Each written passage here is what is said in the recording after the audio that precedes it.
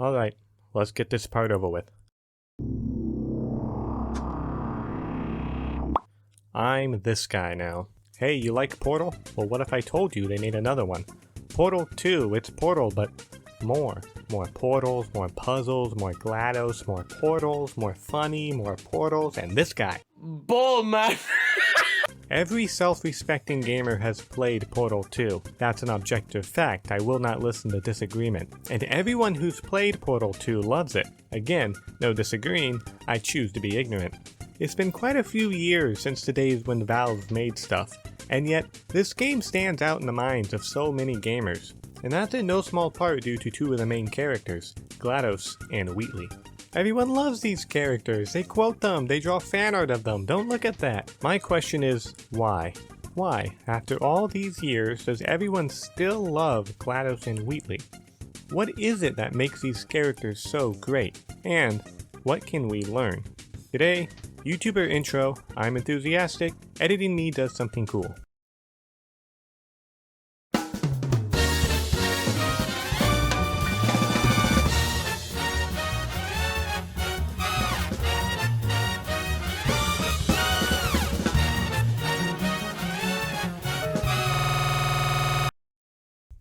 Wait, but what if you've never played Portal 1 or Portal 2? How will you know what I'm talking about? Let me recap the story real quick. The Portal games take place inside the Aperture Science facility, and it's really big. The entire facility is also run by an artificial intelligence named GLaDOS. GLaDOS was built by a bunch of scientists a long time ago, but she killed them all. You play as Chell, a test subject trapped inside Aperture Science. GLaDOS puts Chell, the player, through a series of test chambers where the player has to solve puzzles using portals and stuff. Eventually, you can escape the test chambers, find GLaDOS, and kill her, thus ending the first game. Chell doesn't actually escape the facility though. The second game begins with her waking up after a long period of sleep and being rescued by Funny James Cordenball. His name is Wheatley. Chell and Wheatley team up with the common goal of escaping the facility, but along the way, accidentally bring GLaDOS back to life. So you sneak around, kick GLaDOS off the control center, and put Wheatley on it. But once Wheatley is in control of the facility, he goes power crazy and throws GLaDOS and Chell all the way down to the bottom of the facility. Turns out, as GLaDOS explains, Wheatley is stupid. If he remains in control of the facility for too long, he will inevitably cause it to explode. So now Chell and GLaDOS have to team up against Wheatley. You beat the game by giving GLaDOS control of the facility again, at which point GLaDOS decides Chell is no longer worth the trouble and sets her free, thus ending Portal 2. Quick, think of a word to describe GLaDOS and or Wheatley. If you thought of the word funny, come up on stage, I have a reward for you. The rest of you, it's true, these characters are funny. Don't take my word for it, listen to literally anyone who's played these games. So it seems obvious, these two characters are popular because they're funny. Well, I'll talk about why there's more than just comedic value to these guys in a minute. For now, the question I'm asking is, why are they funny? Sit tight, ladies and gentlemen, I'm going to attempt to explain the most subjective human emotion some of us have. Now, what makes the actual contents of a joke funny? I have no idea. I like shock humor and Family Guy. And that's the thing. Some people will like some jokes, and some people will like other jokes. You can't really guarantee that everyone will like a joke. For that reason, I think it is really important for a joke to be brief. Let me give you an example. A few months ago, I saw a clip on Twitter teasing the yet-to-be-released game titled High on Life. It's supposed to be a comedic game with a sense of humor similar to Rick and Morty. At least, I think it is. I haven't actually watched Rick or Morty. In this clip, the player is shown walking around a wacky environment while holding a talking gun. A kid goes up to the player and asks him to, delete him, to backspace his life. The talking gun says, no, you can't do that, until finally, you do that. Then the talking gun goes off on how you can't do that in other games. Yeah, you're right, I can't beat the out of kids in other games. Wait a minute. This clip got a lot of heat from Twitter for it not being funny. In fact, a lot of people thought this clip was unfunny. Now, the contents of the joke itself is kind of funny in my opinion. Violence is comedy. The delivery could be better, but hey, what do I know? I'm not Jerry Seinfeld. The big problem with this joke is how long it is. This whole scene has one joke, and that one joke has one punchline. If you don't think that's funny, you're out of luck because the scene just goes on and on. When Portal 2 tells a joke, they are most often quick lines of dialogue. They're over in a few seconds. I know this isn't true for every joke in the game. Cave Johnson's lemon speech goes on for quite a while, but it does provide a good amount of insight on the character of Cave Johnson. The point is, most of the time these jokes are so quick that if you didn't find one funny, that's okay because it's already over. Even better, the jokes might be so fast you have to pause and recollect on what was just said. Have you ever watched Glados? If you have, great. If you haven't, I subscribed to Scott DeWaz for this exact reason. He would tell a quick joke, then move on from it immediately, and I would have to rewind just to appreciate what he just said. And that's actually genius. It requires the audience to engage with the joke. It's actually the same principle as the show don't tell rule. In writing, the reason you apply the show don't tell rule is so the reader has to figure out the little things. You don't tell your reader that a character is sad. You show them by describing their body language or their actions. You give your reader a very simple puzzle and they put it together in their minds, and in doing so, they're engaging with the story. This is also the foundation of Andrew Stanton's unifying theory of 2 plus 2. Don't give the audience 4, give them 2 plus 2. Whenever Glados or Wheatley say a quick, funny bit of dialogue, you have to engage with the joke. Otherwise, you might miss it. And that little trick makes them a lot funnier, and by extension, a lot more memorable. Oh, would you look at the time? So we have two funny characters, and we know why they're funny, but is that really enough for everyone to remember them as fondly as they have? Now, think with me for a second of everyone's favorite yellow pills. Minions, cinema's first invasive species. These suckers made their debut in Illumination's Despicable Me back in 2010, and they were an immediate hit. Everyone loved the Minions. They were a cultural phenomenon more addictive than crack. Steven Spielberg himself was quoted as saying, "Minion." But it didn't take long before a certain feeling started creeping up in the hearts of Minion lovers across the world. The euphoria began to fade out, and the Minions got old. They were no longer funny, cute, or charming. Everyone began to see the Minions for what they really were: loud, annoying gimmicks pushed by a soulless film company to sell tickets. Whether or not the jokes the Minions do in the movie are funny is completely subjective and also not the point.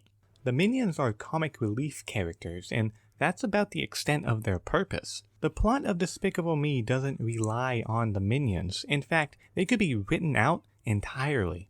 On the other hand, consider Kronk. Kronk, like the Minions, is a comic relief character and also a villain's henchman.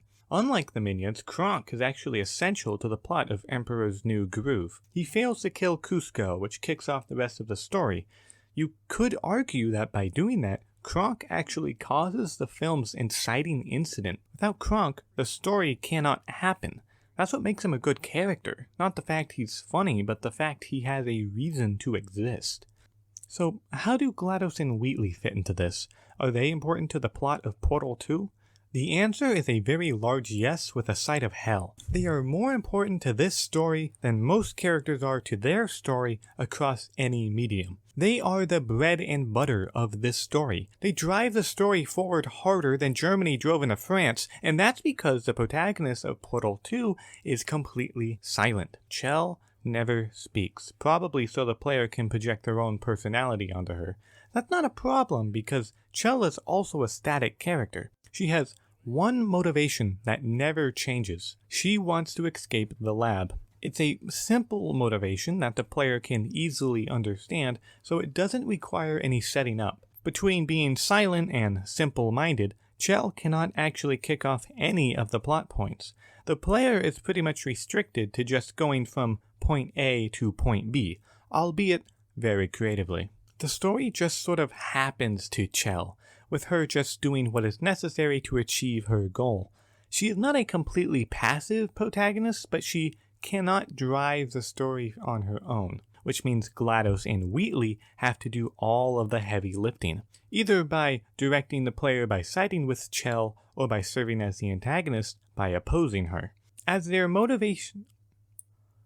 I think my tongue just deactivated. As their motivations change, the plot progresses, and as they use Chell to get closer to their goals, the plot progresses further. Glados and Wheatley are more than gimmicky comic relief characters because they are stitched into the fabric of the story itself. It would be completely impossible to write them out of the game. Well, maybe impossible is a strong word. You could write them out of the game, but it would be a very, very different game. But all of that creates good characters, and Glados and Wheatley are great characters. So, what else do they have going for them? Let's back up for a second. Glados is all about science. She wants control of the lab, and she wants Chell in her captivity so she can run tests. When control of the lab is taken away from her, she is willing to team up with Chell in order to regain control. Wheatley starts the game wanting to escape, but after he obtains control of the lab, he goes on a power trip. Glados explains that testing creates a sense of satisfaction, but that feeling degrades the more it's done. So, towards the end of the game, Wheatley is basically just a drug addict. So we have an interesting little problem where both Glados and Wheatley want the same thing for different reasons. It's the basis for a really good conflict that rises in tension as the story progresses. But not only do their motivations put them in opposition of each other, but so do their personalities. Glados is typically cool and collected, even in moments of stress. Wheatley is not that. Catch me, catch me! Okay, don't panic! Alright, stop panicking! No! Glados is a frequent liar and manipulator, while Wheatley has the charisma of a microwaved fork. Even the kinds of humor they are used for are different. Glados appeals to a more sarcastic sense of humor, while Wheatley is, British. But what's really special about this dynamic is the way the player can watch it play out. In the first part of the game, the player works alongside Wheatley, but after he gains control of the lab and goes dictator mode, the player has to work alongside Glados. This switch in perspective allows the relationship between the two characters to be thoroughly explored. It's a very unique advantage that the story has given itself. In my opinion, one of the most fun parts of the game is when Glados starts getting under Wheatley's skin. Watching these characters clash more and more as the tension ramps up makes for a very enjoyable experience. Gather around, victims, and let's talk about the moral here. Let's say you're writing some characters for a story, and you would really like those characters to be good. Well, according to all those words I just said, make them funny, give them a good motivation, and make them argue with other people. But seriously, writing characters is probably the hardest part of storytelling, and it's something I've had a really hard time understanding. I'm not even sure what the lesson here should be. The best piece of advice I have is give your characters good motivations. Not just motivations that motivate, but motivations that are understandable. Characters are the most important part of your story. Without characters, there is no story. Which means it's extremely important to give your characters a reason to act. Or at least I think it is, I don't know, I'm not Stephen King. Well, my time-o-meter is showing me a lot of zeros, which means something. I'm just gonna conclude by saying that Portal 2 is one of the best games I've played. It's creative, it's thought-provoking, it's funny. Here's hoping that sometime in the future, the number 3 appears in Valve's vocabulary. With that said, thank you. That's weird. The script just tells me to die.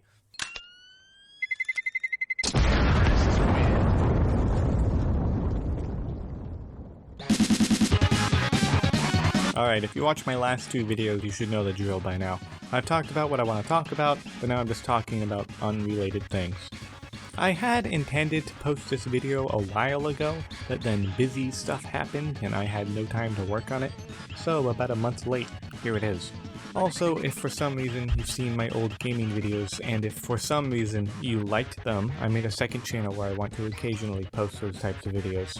So if you're interested, it's there.